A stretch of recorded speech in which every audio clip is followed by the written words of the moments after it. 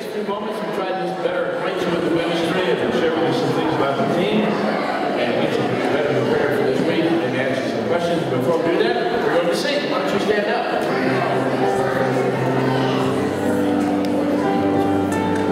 All right. Well, the thing is, it is so easy for us as humans to try to trust in each other. It's so easy to trust in man, to trust in money, to trust in the world, and usually we find out it always falls. It always can be destroyed. But there is one that never fails us, that never leaves us, that will never leave us astray. And that is the Lord God. That is Jesus Christ, who has given us life, who has given us breath, and He is the only one that is mighty to save us from our sins, that is mighty to save us from the world. And yet we can so easily pull away from Him. And so I would challenge every one of us, challenge myself, to follow Him wherever He leads, because He'll get us where He needs us to go. So as we sing this song this morning, mighty to save, let's really believe in that. Believe in what He has done for us.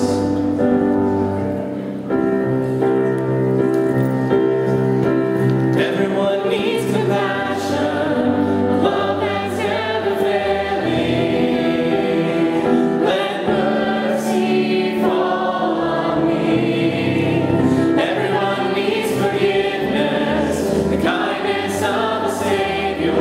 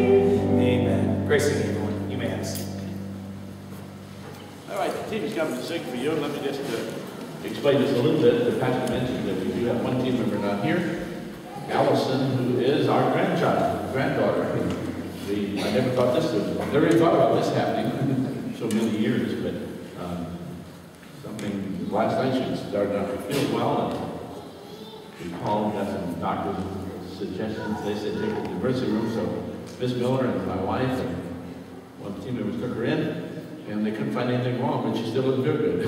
so she's still in bed resting. Miss Miller taking care of her. So you pray for her. Tim's we'll sing another song for you, and then we'll have them do an introduction one more time, just so you get to know them just a little bit better.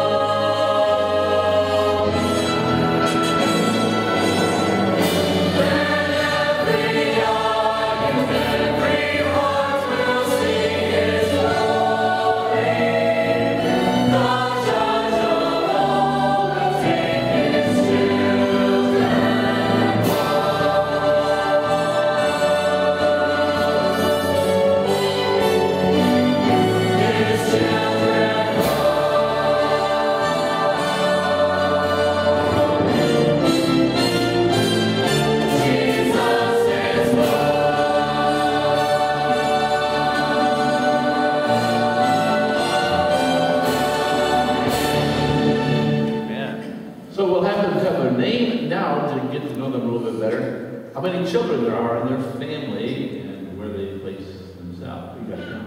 Are you ready? You get them counted. Your name and how many children in your family. Hello everyone, my name is Andy Golden and there are 6 kids in my family and I'm the 3rd born. Good morning everyone, I'm Anna Briggs and there's 5 in my family and I'm the oldest. Good morning, my name is Melissa Stoll. I have 4 siblings and I'm the 4th. Good morning, my name is Nikki Smith and there are 3 in my family and I fall between 2 brothers. Hey, my name is Natalie Beasley and I have 1 older brother. Hello, my name is Elena Touches and there are 10 kids in my family and I am number 5.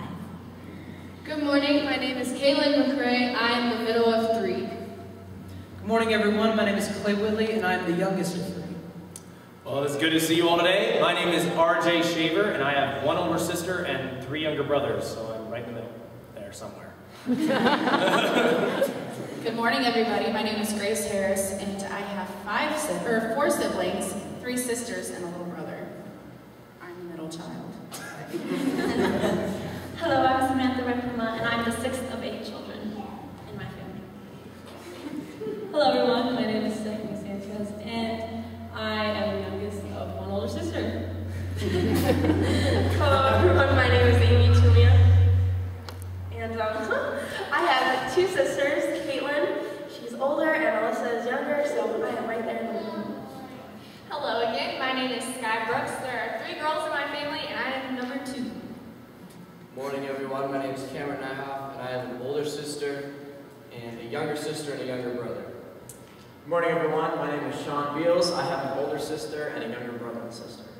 Good morning, everyone. My name is Jessica Pella, and I have an older brother.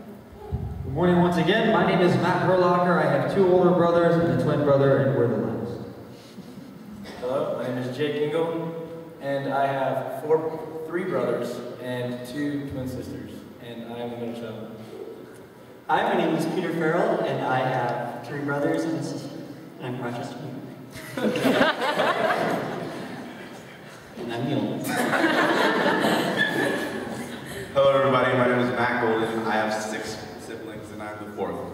Good morning. My name is Amanda Swink, and I'm in the middle between an older brother and a younger sister. Hello, everyone. My name is Nathan Stinson. I'm the oldest of 4 children, 2 younger sisters, and a younger brother right there. And in the back. Good morning, everyone. I'm Michael, and I'm stuck in the middle of 5 kids. Well, now you know a little bit more about them, and you feel free to ask them any question like that if you'd like, while I'm sitting around lunch or other things we're doing throughout the course of the week. Let me just try to give you some other details about the ministry so you know how to pray for us and what we're involved in as we share with you from time to time throughout the week. This is, we just had our 20-year reunion this summer, so it was an exciting time for us. We reflected on all the wonderful things that God has done, and the path that He's led. It's been quite a journey, and we thank Him for what He's done and how He's continued to lead. On that journey, of course, a few years ago, we moved to Harrisburg, Pennsylvania, where we took over the camp property. That is our home now. We have office staff there and other personnel that live there, take care of all the ministry there, and that provides us then with a real secure place to call home, even though we're not there very often. And then we travel on the road, and of course we talk to you about the team. In that whole process of going from church to church many, many years ago, as we started that, God began to lay on our hearts the opportunity to get the team involved in ministries around the world. So we began taking missions trips each year to a different country. In those days we were not involved in those countries, but we knew somebody that was, and so we went to a number of countries. And in the process of all that, when our hearts were beginning to open up really to missions in a different way, we were challenged as God brought a missionary, as brought a national pastor to us. We're involved in other countries now, but none of those places that we go to try to find somebody, God brought them and dropped them, I say, in our laps and said, here, you will help these people. So that began in India a number of years ago. When an Indian pastor was in the States, he had no place to go and no place to stay. So a pastor friend of mine asked if he could stay at the camp, and we kept him. And as a result of that, we become now greatly involved in the ministry of the Jari tribal ministries in India. We didn't know the plight of children, and there are millions of children that are in desperate situations today. So we became involved there to be able to share in the ministry in India. In those days, he had 485 children that he was caring for. Today, there's about just a little over 1,300. We're on 4 different campuses there. And we're involved greatly in raising funds to keep that ministry going. There are 2 brochures on the table back there that will explain. One's called Helping the Helpless. All of our children come from neglected or abandoned or very severely economic situations where they need help. So they live on our campus, and we provide them the food, the clothing, the shelter, the education, the spiritual direction, and everything else that they need. So take care of all those needs. So there's a brochure that talks about helping the helpless, and there's a brochure also talks about 1 bag of rice. It takes a little over 200 bags of rice per month to feed all the children. That's just rice, that's not all the other stuff, vegetables or other things that we might have to go along with that. And so it takes a little over 200 of those, and they're running somewhere between $61 to $65 a bag, not for a 100-pound bag. And so you can figure that out quickly how much it costs just to care for them. Plus, of course, none of these children have any money, and none of their parents have money, so we have the opportunity to take care of all their other needs. So there's some material on the table that explain that to you, and throughout the course of the week we'll show you some pictures from India, and a great opportunity to share with children there and teach them, guide them. Our goal is to see them become missionaries, go back into their society, and reach their people with the truth of the gospel. No other, I don't think any greater missionary than somebody that knows the culture, knows the language, knows the people, lives right there, and can send them back to their community.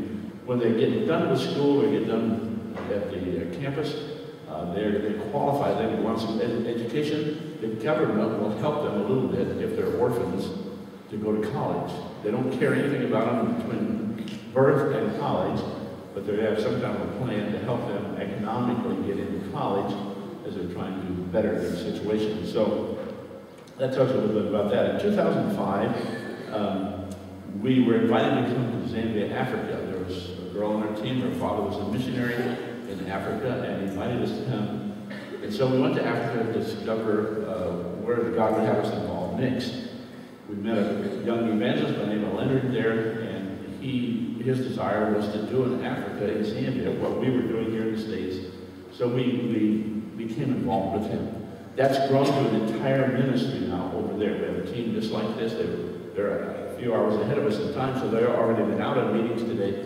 And so they're involved in meetings. They have a Bible Institute.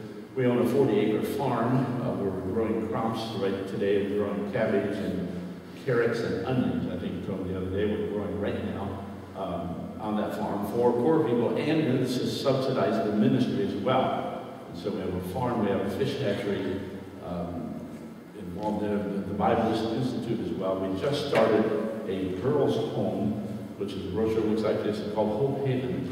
Because of the economic plight and difficult living conditions of Zambia, we're in a program to provide a place for young girls to live from ages 13 to 17 or so we can get them off the streets and give them a place to live. We just started that. It's just now getting underway after a couple of years of preliminary plans for that. Also in Zambia, we became involved in the educational system. We adopted a school there.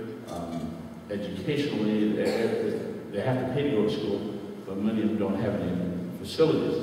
The school we found had no desk, no chairs, no books. The kids didn't have a book, they had no pencils, no pens, anything. So we've been able to get involved in educationally. And the reason for that is, it seemed quite ridiculous to get Bibles and tracts to people who couldn't read. That didn't seem like it made a whole lot of sense. So to help them in the educational process, we became involved in school. There are other aspects of ministry that we're involved in Africa. It's our biggest field of ministry right now. And there's a brochure back there that gives you, it's called A Cup of Cold Water. It kind of gives you the whole picture of everything involved in it.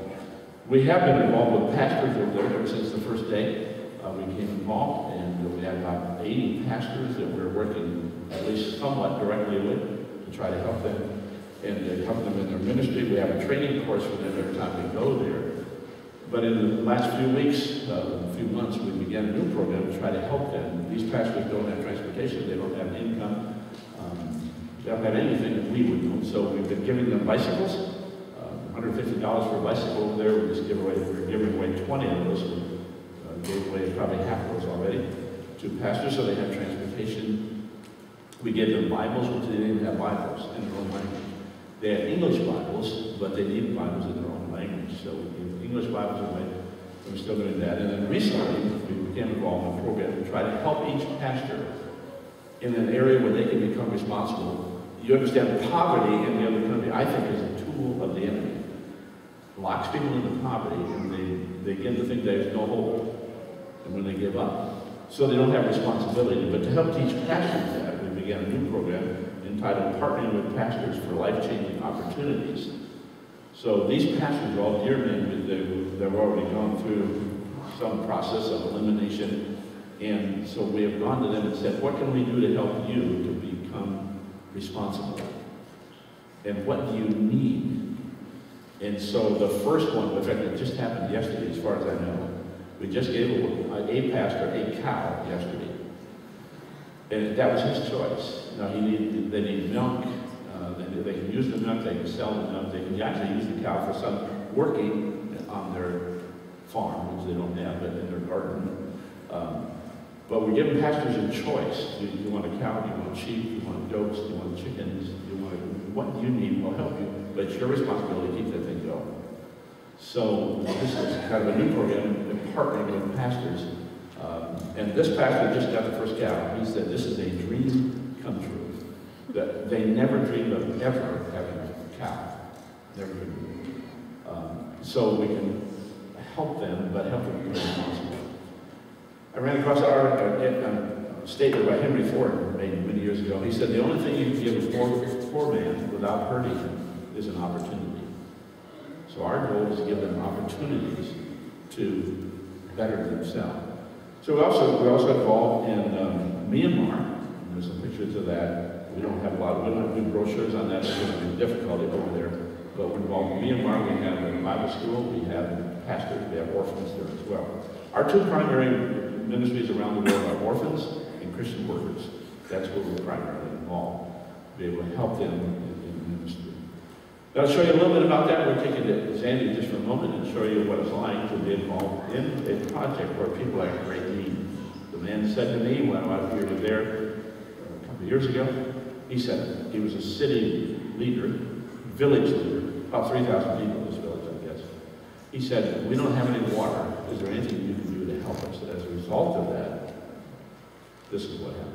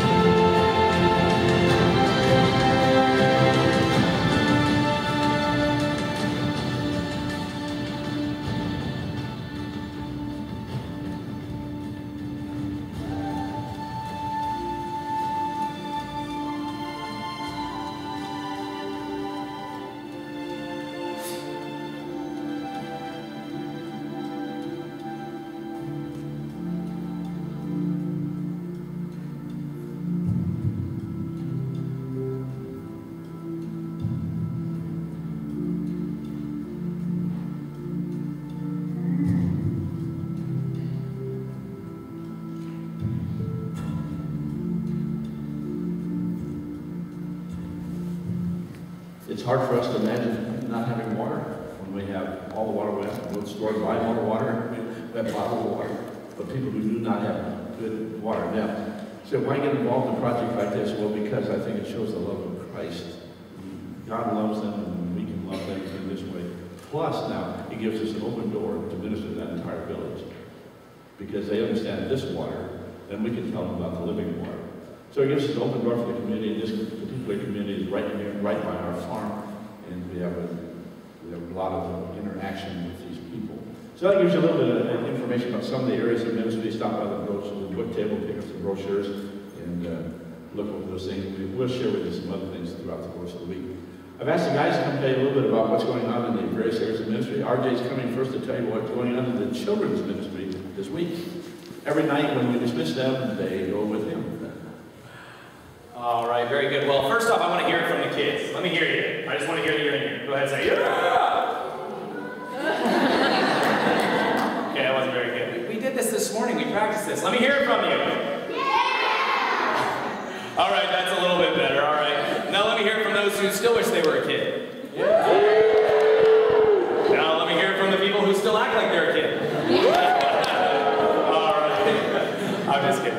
But anyway, the thing is, it is a blessing working with kids. Honestly, we are upstairs. We just started this morning. What we're going to be doing throughout this entire week is talking about making a difference, how children at a young age can make a difference. In fact, we were just talking this morning, I don't know if you kids remember, the 3 things. It's just like crossing a street. I was telling you, just like crossing a street, there are 3 things. You first have to look. Kids, stay with me. You got to look, then you got to think, then you've got to do. I was telling them how we've got to look around, we've got to see how we can help others. Then we've got to actually think and say, now how can I use the gifts that I have, that God has given me, to actually share His love? And then finally, we actually have to do that. And the thing is, throughout this entire week, because you can't just become a difference maker, there's a process. And throughout this entire week, I'm going to be talking to the kids about different things, like of course we need a manual, we need the Bible. So from one night we're going to be talking about the Bible. And then another night we may be talking about time, how we spend our time. And so throughout this entire week, it will be just almost a foundation, a layer thing. Because sadly, the thing that happens is with many children is they're treated like they can't be used or they're too young. And the thing is, we want to help them to see, and I know that they can see that God can use them even where they are at right now, because God was able to use David, God was able to use Samuel, God was able to use many children or young people to share His love or to use His power. And so throughout this entire week, I want them to see that same thing. So hopefully it will be, Lord willing, it will be an amazing week and a time that hopefully we will be able to realize that we can be difference makers even while we're young. Matt? Being involved in the youth ministry or teen ministry throughout the weeks, we give a lot of opportunity for a lot of different things. One is to be able to connect with the team. It's kind of a one-on-one experience in some cases and a group experience for the teenagers to be able to connect more with the team when we dismiss. And we're also give them an opportunity to invest. I think a lot of teens today have the desire to give or to help or to make a difference, but they're not sure where to do that. And so we give them an opportunity for that. It's nothing that we press. We know God is going to supply how He sees fit. And so we just give teens an opportunity to invest in a life, make a difference without ever leaving the church. We're involved in a lot of different things as far as what we teach teens. One of the hardest things that we have to come up with is, okay, what do we talk to teens about? We have 7 nights, 6 nights, 5 nights, whatever the case may be. What do we talk to teenagers about? I think one of the most important things for teenagers to understand today is that they can be used and they can make a difference. A lot of times they either deceive themselves or they're deceived thinking they're just one person. What difference can they make? They're too small. What does it matter? I have my whole life ahead of me. And in all of those cases, there's deception behind that because we're not promised tomorrow, so we don't have a whole life ahead of us. On top of that, we're not too small because little is much when God is in it. And so we can make a big difference no matter how young, no matter how old you are, you can make a difference. And so we're looking at this week, as well as many of the other weeks, looking into conflict resolution with other people, how to make a difference, getting back into the Bible. I feel like today, a lot of times teenagers, or people in general, but especially teenagers, if we got back to the Bible, there's a lot that we can save ourselves from. Just getting into the Word of God, reading what God has put before us to help us walk the walk of a Christian. And then also helping the teenagers understand that when we live the Christian life, Christianity isn't just a religion, it's a lifestyle.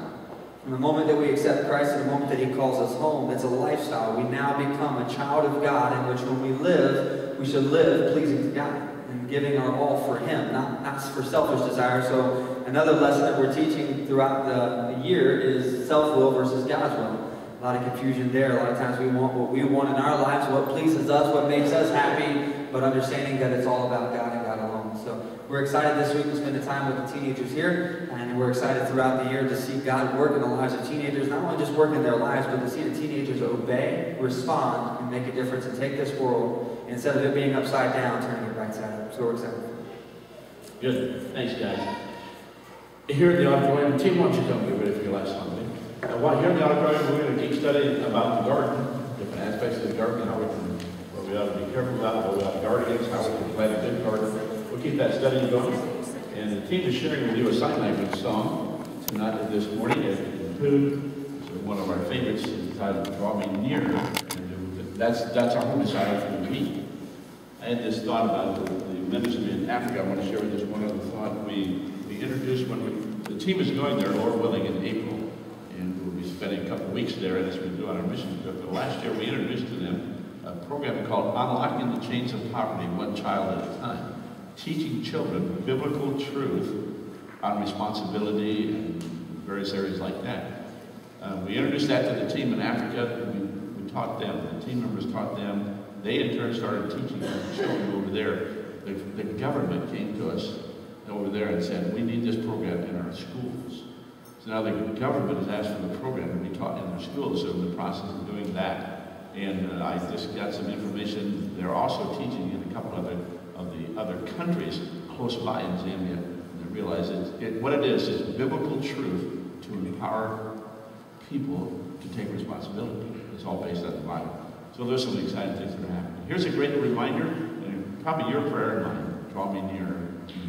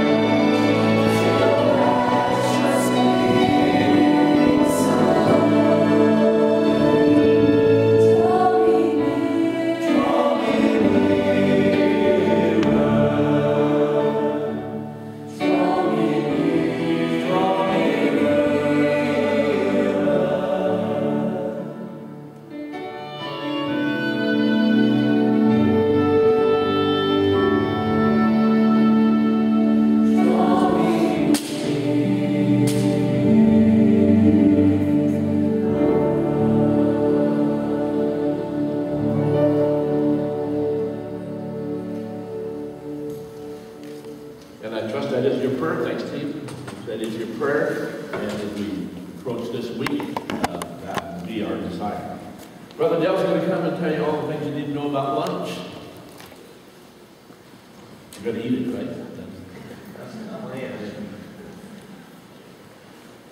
In addition to that, another item or two that ought to be mentioned. Pastor Ike is on his way to Findlay right now to visit Brother Chip Jones, who's in the hospital with a heart condition. So I'm sure that they'd appreciate your prayers. That's a bit of a trip, so he left right about 11 o'clock and is desiring to be back in time for this evening service. So pray for Pastor Ike as he makes that journey to Findlay and back.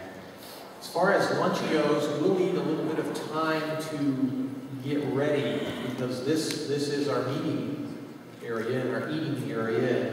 This is our multi-purpose room. So for those of you visiting, you can see that we're going to have a little transition time. So I'm going to say that at 12:05, how's that sound? Sounds official, doesn't it? It sounds like an airline schedule. 12:05, we're going to have you come back in here and gather around the tables. Meanwhile, those of you that are from right here, you know the drill. You go out there and you roll those tables in and set them up and get the chairs around them. We're going to bring 15 tables in here. So those of you that aren't involved in table rolling, either go to the lobby or to the perimeter of the room and look at the literature table or over here and visit. But this doorway right here will be a big time bottleneck. The tables will be coming through there, and we don't want anybody to get smashed. Okay? We don't have that on the schedule. Okay, so at 12:05, we'll be wanting you to get back in here and find a spot. And please plan on staying, even though you didn't come prepared to do that.